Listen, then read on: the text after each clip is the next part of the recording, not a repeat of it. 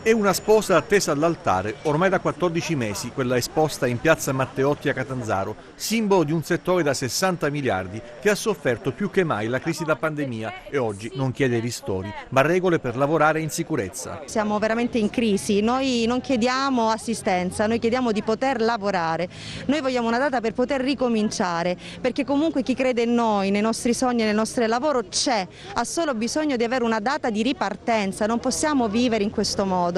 Sono 2 anni che ci tengono nell'anonimato, nell'assistenzialismo, nell'aspettativa. Adesso vogliamo una data, ci dovete ascoltare. 50.000 aziende impegnate in esclusiva, 150.000 nell'indotto, una perdita calcolata che sfiora il 90%. Il flash mob organizzato a Roma in contemporanea in altri 11 centri italiani è rivolto ad ottenere una data di ripartenza. A seguito dell'ultimo decreto in cui il settore dei matrimoni è stato completamente ignorato, non è stata data alcuna data per una ripartenza, ma soprattutto non sono state adottate delle linee guida per una ripartenza sicura.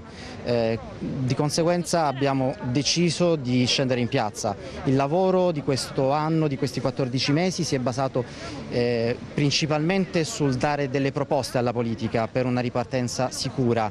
Purtroppo ad oggi non sono state recepite queste linee guida, sono state date delle linee guida per altri settori, settori che molto spesso sono anche più difficili da controllare, perché ricordiamo che in un evento privato c'è sempre qualcuno che può far adottare dei protocolli di sicurezza, cosa che vediamo tutti i giorni non può succedere in una piazza durante l'orario di aperitivo.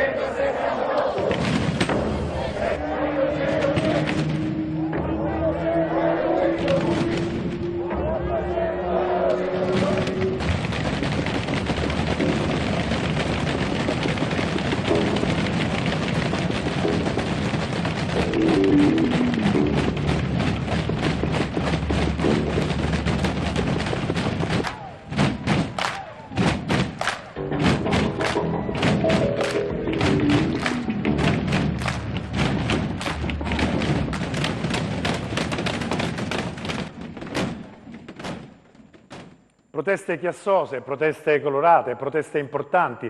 In una settimana ci siamo ritrovati in questa nazione a festeggiare molto, tra virgolette, la liberazione, il 25 aprile, data storica per la nostra nazione, e ieri appunto la festa dei lavoratori.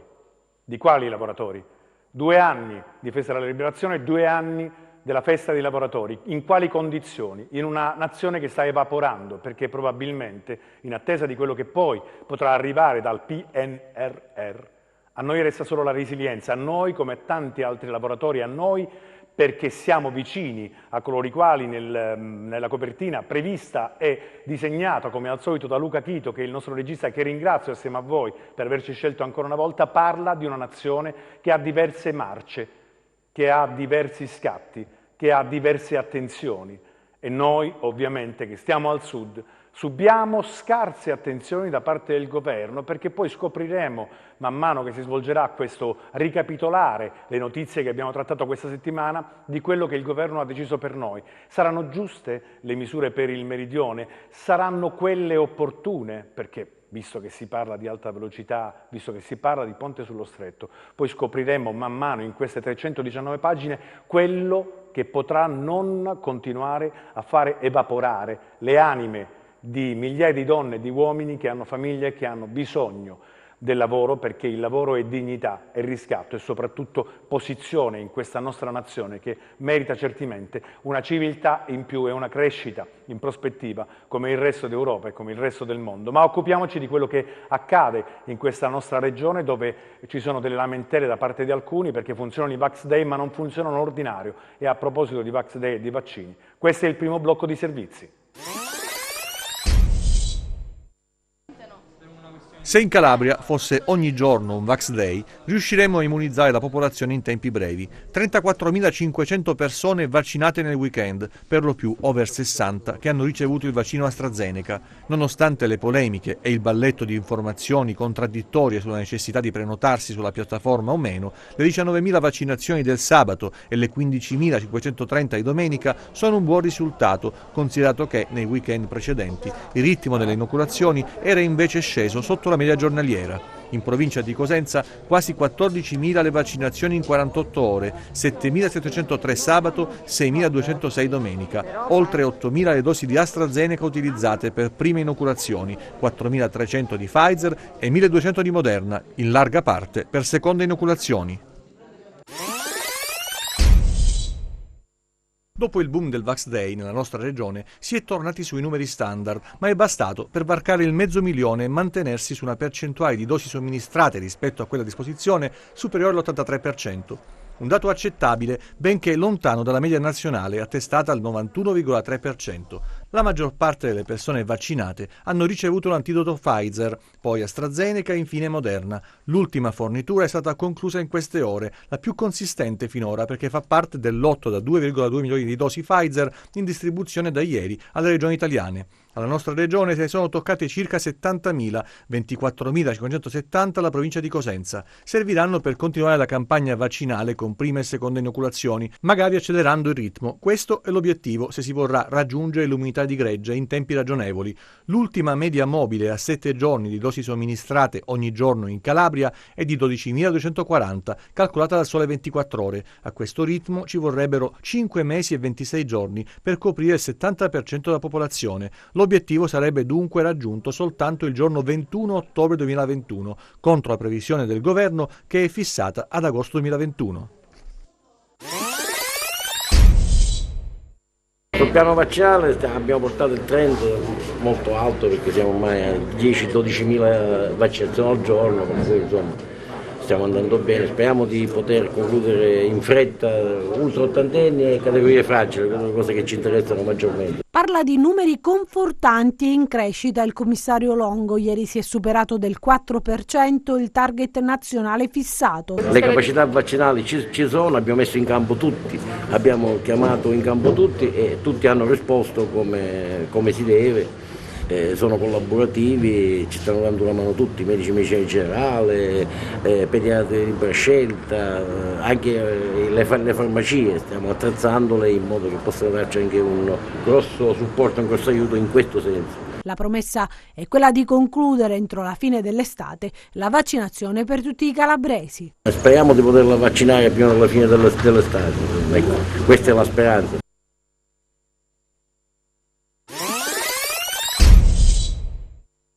Nell'hub di Corigliano Rossano è tutto pronto per il Vax Day straordinario al via domani fino al 4 maggio in onore di San Francesco di Paola. Ci sono i vaccini, ci sono i medici, si tenta di accelerare. Che segnale è? È un buon segnale il ripetersi di queste giornate in cui si apre la piattaforma. Ritengo che sia il segnale del fatto che comunque qualcosa c'è bisogno di qualche intervento a livello strutturale. In questi ultimi 2 o 3 giorni, per esempio, il nostro hub vaccinale abbiamo vaccinato 330-340 persone, piuttosto di 1.000 che potremmo vaccinare, per le quali ci sono i medici, le strutture, le dosi. Per cui quello che mi auguro è che i prossimi 4 giorni servano ad aumentare le dosi vaccinali, ma ritengo, lo sto dicendo da giorni, che serve più coraggio, bisogna aprire ad altre categorie. Io le ho anche suggerite per cercare di trovare anche dei modi per evitare troppo caos, ma credo che in questo modo purtroppo la Calabria resterà sempre ultima nelle statistiche nazionali, perché c'è bisogno di sbloccare la piattaforma. Io non credo che il problema sia la piattaforma, credo che il problema sia che le categorie sono troppo chiuse. Dobbiamo finire il personale scolastico, dobbiamo fare i servizi ambientali, dobbiamo andare nei supermercati e vaccinare i dipendenti dei supermercati. Questo è urgente. Credo che si stiano sprecando molte parole per verificare chi si è vaccinato. Io sono molto più preoccupato dei tanti che non si sono vaccinati.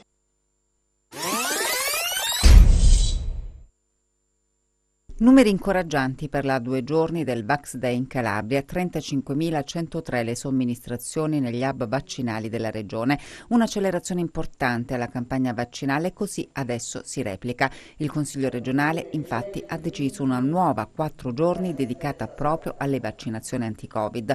L'evento eccezionale si terrà nelle giornate dedicate alle celebrazioni in onore di San Francesco di Paola e così dall'1 al 4 maggio prossimo al via la vaccinazione di massa riservata alla fascia d'età 60-79 anni, ai caregiver, ai docenti di ogni ordine e grado, nonché alla rimanente parte di ultraottantenni.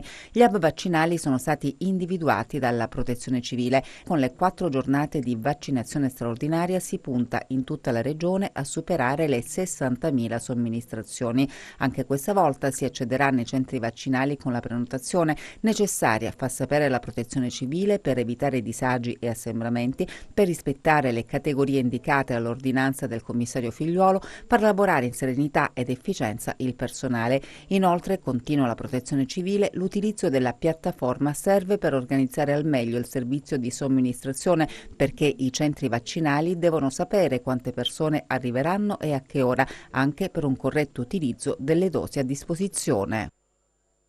Ora, premesso che io non conosco Flavio Stasi, il sindaco di Corigliano Rossano, né siamo amici, ma ovviamente facendo questo mestiere anche e quindi occupandomi in un certo qual modo di comunicazione rispetto soprattutto a questo settimanale, allora io vorrei un attimo che nelle vostre case si potesse fare una comparazione libera tra le parole lucide che ha pronunciato il giovane sindaco di Corigliano Rossano e le mezze parole pronunciate da colui il quale ha la responsabilità della sanità nella nostra regione, cioè il commissario. Allora, Stasi dice che bisogna avere più coraggio perché ogni giorno dovrebbe essere un Vax Day. L'obiettivo è quello di raggiungere il maggior numero di persone possibili e soprattutto allargare quelli che poi sono le ghigliottine date dalle piattaforme di prenotazione. È possibile o no? Ma come si fa a ipotizzare le date di fine agosto se si continuano a mantenere questi numeri, tranne che nei Vax Day?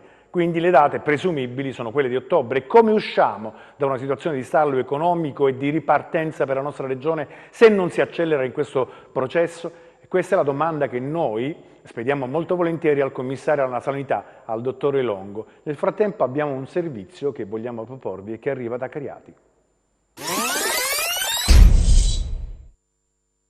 Vaccinati con il Pfizer 60 studenti a Cariati nel Cosentino, ragazzi che dovranno sostenere la maturità. La preside dell'Istituto di Istruzione Superiore spiega ai nostri microfoni che l'operazione è stata concordata con i sanitari.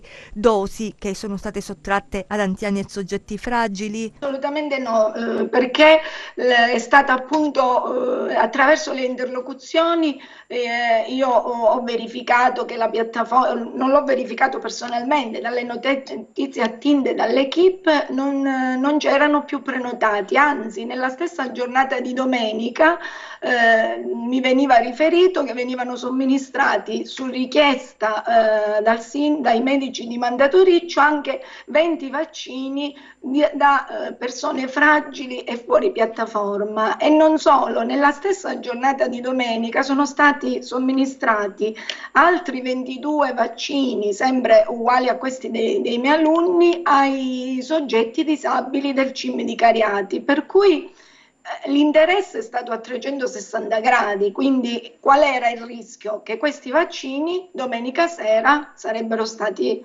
eliminati dal circuito, non potevano essere più utilizzati. Sul caso, secondo quanto si è appreso, sarebbe stata aperta un'inchiesta. Intanto il dirigente scolastico, convinta come tanti suoi colleghi della necessità di vaccinare i ragazzi, oggi, dopo tanto clamore, lo rifarebbe. Io l'ho comunicato anche al Ministero dell'Istruzione, anzi ho chiesto che di questo se ne parli, non che si parli di Cariati, ma che nei tavoli si affronti il discorso di vaccinare i giovani. I giovani, secondo me, hanno a fianco agli anziani e ai fragili una priorità, perché hanno sofferto tantissimo e quindi è lecito che durante l'estate, nei periodi consentiti, loro possano uscire. Poi la priorità è stata legata al discorso degli esami di Stato, quindi non è che l'hanno fatto dei giovani in modo indiscriminato, è stato indirizzato solo ai ragazzi che dovranno, gli over 18, che dovranno sostenere i maturanti gli esami di Stato e che quindi si interfacceranno con le università in tutta Italia. Ora, al netto delle considerazioni fatte alla preside di Cariati, o meglio, dal dirigente scolastico, è così che si chiamano in Italia, se vogliamo essere corretti, quello ci interessa meno, ma la valutazione che va fatta è quello che continuiamo a ripetere da tempo, che quando, visto che le categorie non vengono allargate, va fatta una lista anche per gli overbooking. Quando finiscono, non esistono altre persone, allora bisogna dare la possibilità ad altri di essere vaccinati, ovviamente che vogliono essere vaccinati. Ma tutto questo finirebbe se si cominciasse davvero a fare una campagna di vaccinazione a tappeto, posto che ovviamente esistano i vaccini e sappiamo che in molti casi gli hub vaccinali stanno funzionando. Questa è la strada, ma dopo i vaccini capiamo un attimo, proprio per rapportarlo e fare un'equazione semplicissima di primo grado, vaccini, ma qual è lo stato della diffusione del Covid nella nostra regione? In coda per i tamponi nel Cosentino il virus non arretra, 1500 i casi settimanali che fanno tremare il sistema sanitario e gli addetti ai lavori spiegano la fase delicata dell'emergenza e invitano alla prudenza. La situazione non è ancora tranquilla perché abbiamo un tasso di positività dei tamponi molto alto. Considerate che in Italia è intorno al 5%, noi abbiamo intorno al 23-24%, vuol dire che un tampone su 4 per noi è positivo. Il che significa che il virus circola ancora, il che significa che dobbiamo stare ancora molto attenti per cercare di evitare l'ulteriore diffusione.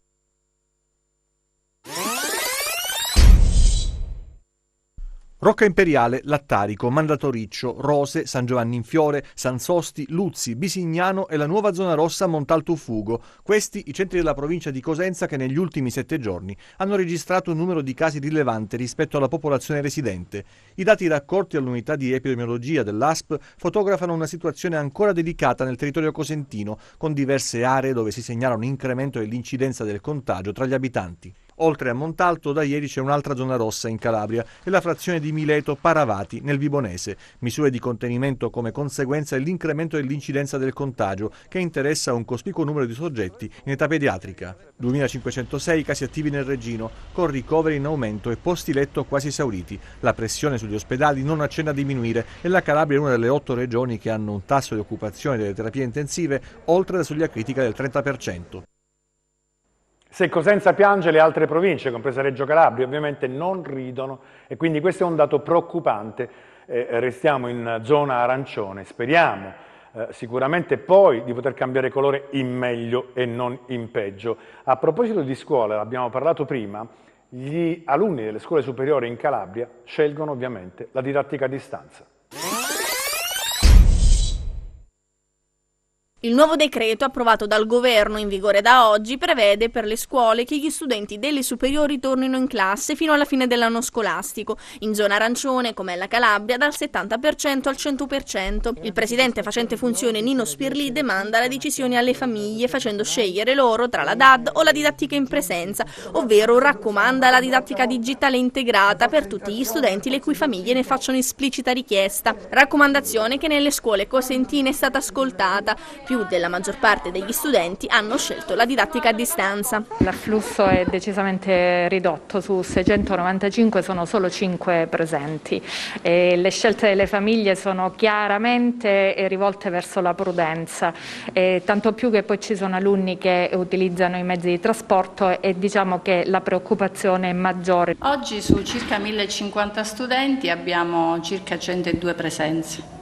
Tra i due plessi, quello di via Repece e questo di via Sandro Pertini. La paura è veramente tanta e si può anche capire. perché non solo non abbiamo ancora creato tutte le condizioni per poterli accogliere in sicurezza, quello a cui non si è dato veramente importanza sono i trasporti. Quelli ancora risultano essere molto ma molto preoccupanti e carenti. La scelta delle famiglie è inequivocabile il segnale che lanciano le stesse, insomma, io ho l'1% della popolazione scolastica in presenza, quindi 12 persone, quindi le famiglie hanno scelto la prudenza, hanno scelto l'attenzione. D'altra parte i numeri parlano chiaro, c'è un segnale che viene dalla sanità assolutamente allarmante.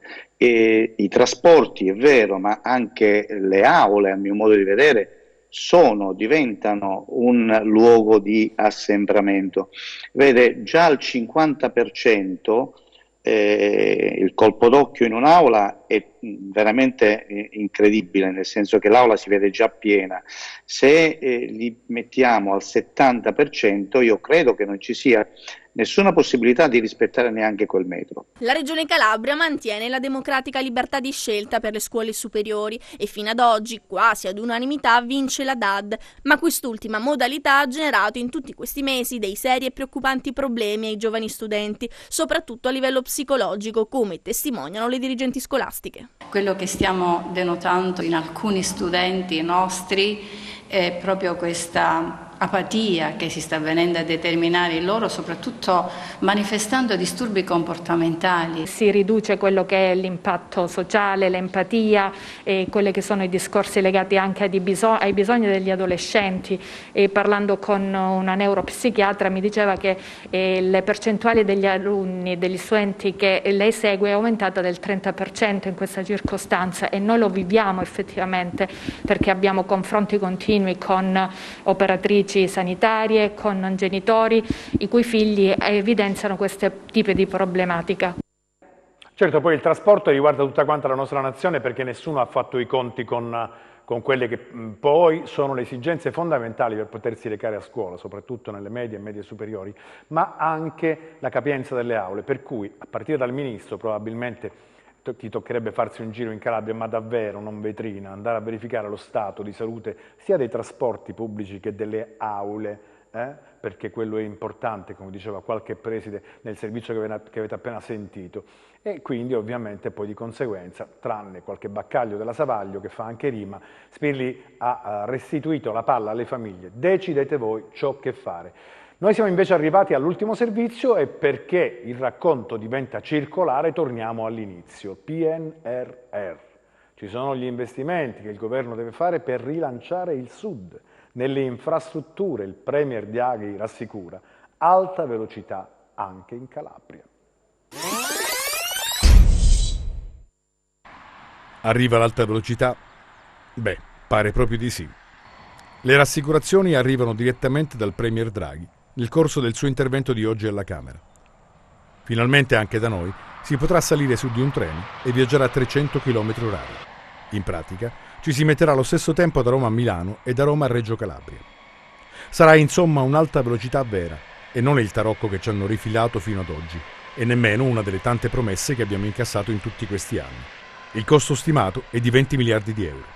La linea migliorerà i collegamenti di rete Sibari-Crotone, Paola-Catanzaro e metterà in contatto l'alta velocità Milano-Salerno con infrastrutture strategiche come l'aeroporto di Lamezia e il porto di Gioia Tauro.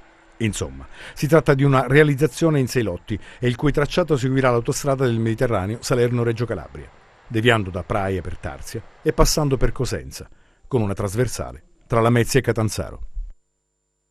Ora, siccome per almeno una o due volte a settimana per esigenze mie personali devo recarmi nella zona sud della Calabria e quindi fare l'autostrada che da Cosenza porta verso il sud della Calabria fino ad arrivare a Reggio Calabria, e allora, visto che stiamo parlando di alta velocità, del miglioramento delle infrastrutture, di dare posti di lavoro, ci sono cantieri incredibili che non finiscono mai partendo da Cosenza per cominciare ad avere la parvenza di un'autostrada o qualcosa che possa somigliare, bisogna arrivare quasi alle porte di Lamezia, e questo non mi sembra oggettivamente che in una terra che ha bisogno di svilupparsi sia una cosa ancora possibile. Era l'ultimo servizio di questo numero di Seven che raccoglie quello che sono i contenuti dei principali servizi trattati alla redazione giornalistica, che ringrazio su tutti Attilio Sabato, che è il nostro direttore di rete. Per quello che ci riguarda vi diamo appuntamento alla prossima settimana, stessa rete, stessa ora. Questo è il 10 del digitale terrestre e TEN.